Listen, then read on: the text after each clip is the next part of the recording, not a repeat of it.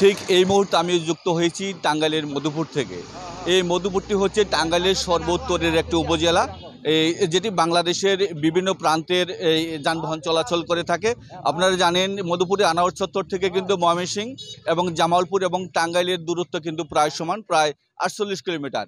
আমরা সেই টাঙ্গাইলের সর্বোত্তরের একটি উপজেলা হচ্ছে মধুপুর। এই মধুপুরটি কিন্তু নানা কারণে বিখ্যাত।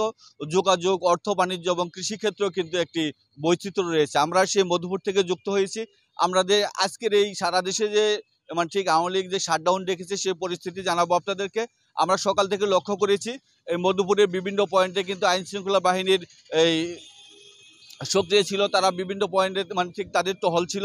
আমরা লক্ষ্য করেছি এই জলছত্র, 25 মাইল, কাকরাইল এবং চারালজানি, মধুপুর, আনোয়ার চত্বর এবং এই জাতীয়তাবাদী বিএনপির যে ঠিক দলীয় কার্যালয় রয়েছে নতুন বাজার, সেটা আমরা জামালপুর রোডের কিন্তু নয়াপাড়া হাসপাতাল মোড় থেকে শুরু করে এই টাঙ্গাইল সড়কও কিন্তু এই মালাউরি ঠিক এরকম নৈরকোনা পর্যন্ত আমরা লক্ষ্য করেছি যান চলাচল ছিল স্বাভাবিক, জীবনযাত্রার ঠিক একটা স্বাভাবিক পরিবেশ ছিল। সেই থেকে আমরা আজকের যে মধুপুরের যে আইন শৃঙ্খলা বাহিনী যে সার্বিক নিরাপত্তার দায়িত্ব ছিল, তারা যে ডিউটিটি পালন করছে সেই বিষয়ে আমরা কথা বলবো। আমরা এখন কথা বলবো মধুপুর থানার অফিসার ইনচার্জ জনাব একরামুল হক সাহেবের সাথে। ঠিক আমরা এখন কথা বলবো যে আপনারা দেখতে পাচ্ছেন যে মধুপুরের যে পুলিশ বাহিনী রয়েছে তারা কিন্তু একে একে ঠিক একদিক থেকে দাঁড়িয়ে রয়েছে। ঠিক আমরা দেখতে পাচ্ছেন টাঙ্গাইল ময়মনসিংহ মহাসড়কের এই পাশটাই কিন্তু বাস স্ট্যান্ডের দক্ষিণ পাশে কিন্তু মধুপুর থানা অবস্থিত। সেই থানার যে স্টাফরা রয়েছে তারা কিন্তু এই মুহূর্তে ডিউটিটি বের হচ্ছে। আপনারা যদি লক্ষ্য করেন সবাই কিন্তু তাদের এই বাহিনীর পোশাক পরে এবং সবাই কিন্তু সারাদিন এই বিভিন্ন কর্মক্লান্তি এবং ব্যস্ততার শেষে কিন্তু তারা দায়িত্ব পালন করছে। আমরা এই মুহূর্তে কথা বলি মধুপুর থানার অফিসার ইনচার্জ একরামুল হক সাহেবের সাথে।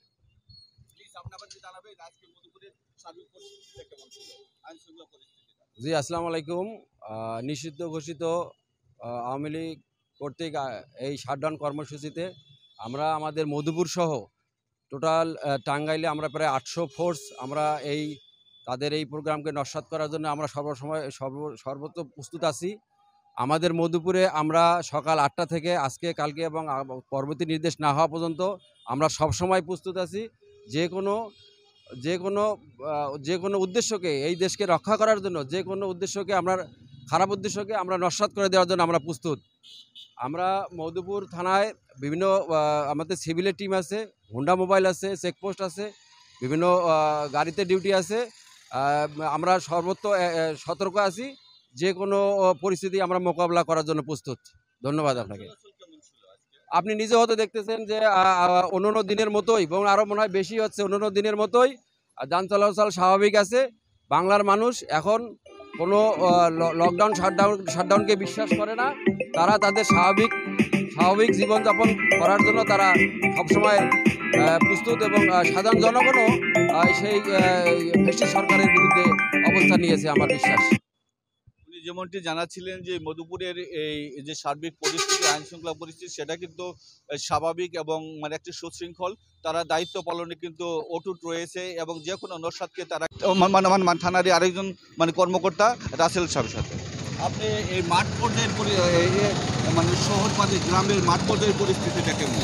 আমাদের অফিসার ইনচার্জ মহোদয়, মধুপুর থানা অফিসার ইনচার্জ মহোদয় মধুপুর থানা এলাকার প্রত্যেকটি অলিতে গলিতে mobile team, Honda mobile team এবং চেকপোস্ট টিম সার্বক্ষণিক নজরদারিতে রেখেছেন, কোথাও যাতে কোনো প্রকার অপ্রীতিকর ঘটনা না ঘটে। আপনারা জানেন নিষিদ্ধ ঘোষিত সংগঠন বাংলাদেশ আওয়ামী লীগের বিভিন্ন শাটডাউন কর্মসূচি, লকডাউন কর্মসূচি এখন পর্যন্ত কোনো প্রকার সফলতা হয়নি।